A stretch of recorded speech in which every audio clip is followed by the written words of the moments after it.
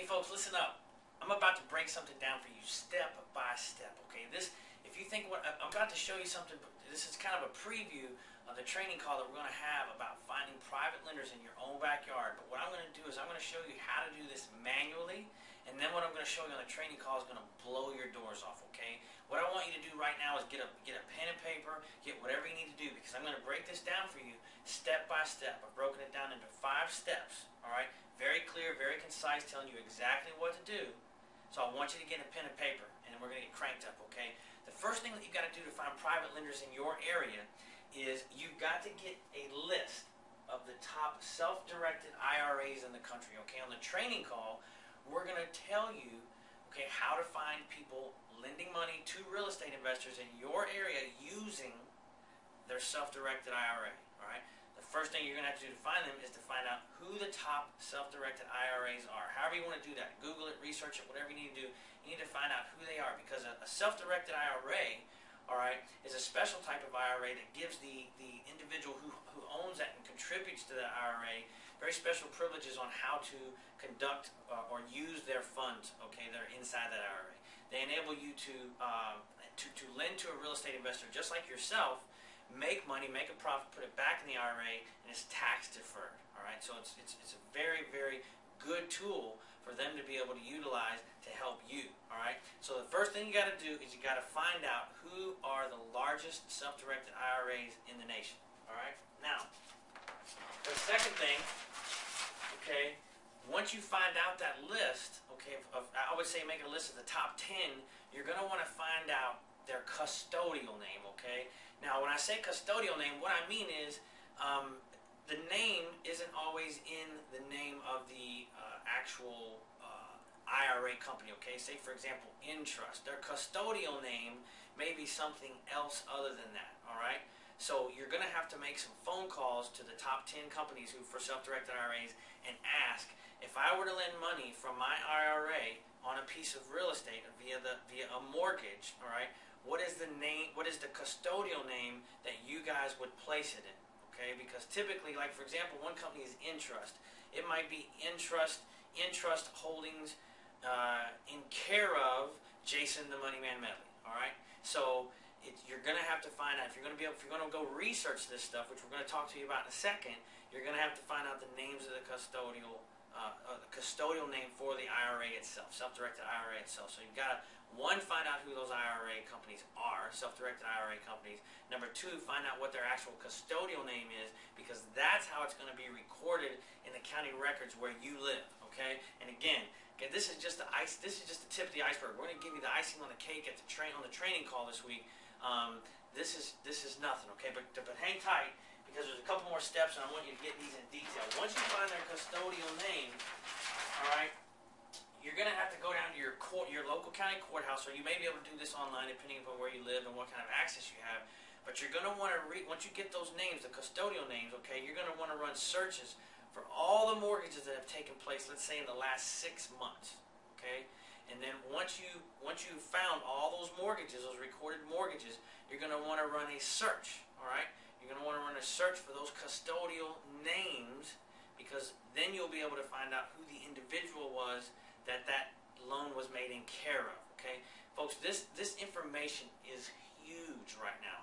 We are in probably the biggest foreclosure market in the history of the United States of America, and if you don't have private lenders to fund your deals, you're going to miss out on so many opportunities. As a transactional funder, I get it every day. Jason, I've got this killer deal. Can you fund it? It doesn't fit in my box, and I can't, okay? So there are tons of people just like yourself missing out on tons of deals and tons of trips to the bank, all right? Let me not get sidetracked. I got thinking about money for a second, but again, you're going to want to go down to the courthouse or get on your county records. You may have online access to that, and run a search for all the mortgages that have been recorded in the last 6 months, and then you're going to want to run a search inside of that list, okay, for the names of the self-directed IRAs, or I should say the custodial names of the top 10 self-directed IRA companies that you found, all right? Now, and again, I would say over the last 6 months, you can typically set a day criteria when you run these searches. Now, once you've got this search done, okay, what you're going to want to look for is who the beneficiary of the IRA is, okay? For example, let's say I use Intrust, all right? Let's say I use Intrust for my self-directed IRA. I'm the beneficiary of that, all right?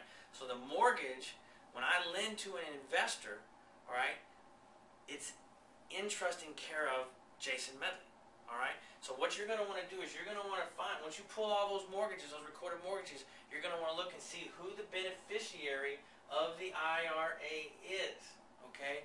Now, in addition to their name, what good does a name do if you can't communicate or you can't market to that individual, okay? Because if you can't communicate or market to them, you're not going to be able to make any money or borrow any money from them, all right? So you're going to find out two things once you get those deeds, okay? Sorry, those mortgages.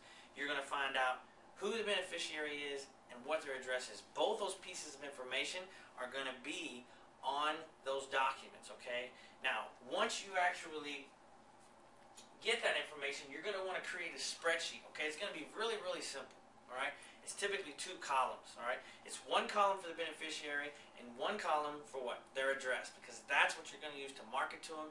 That's what you're going to use to get a mail piece to them, to communicate with them, to tell them about your business or drive them to a website or get them to call you, okay? That's what's going to start and establish a relationship in the first place.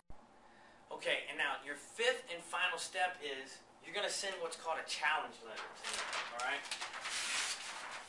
Now, when I talk about a challenge letter, effectively what that is that's a marketing piece, okay? And it's a marketing piece that describes what you do and how you do it and how you can create an opportunity for them, okay, to make a much larger return than they're currently making on their existing assets that are probably parked in a CD or a money market fund or an IRA or something like that, okay?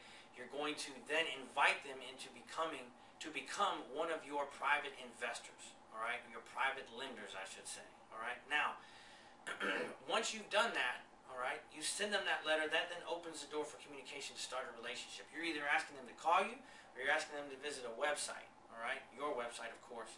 Now, folks, we went through this entire process, all 5 steps, okay? We've talked about finding the self-directed IRAs, finding their custodial names, doing the research down at the courthouse, creating your spreadsheets, sending your challenge letters, and we're going to give you a whole lot more detail on this week's training call, all right? But I can also tell you that we're going to introduce you to something that can take this process that I went over, and although I've summed it up very quickly, I can tell you that doing this each and every week, okay, to stay current and to continue to inject new private lenders into your funnel each and every month is probably a process that takes about 10 to 12 hours a week, all right? It takes a lot of time, it takes a lot of manpower, and it's a lot of work. But what we're going to do is we're going to introduce you to a system that cuts that 10 to 12 hours down to about 5 minutes, okay? Literally down to about 5 minutes, okay?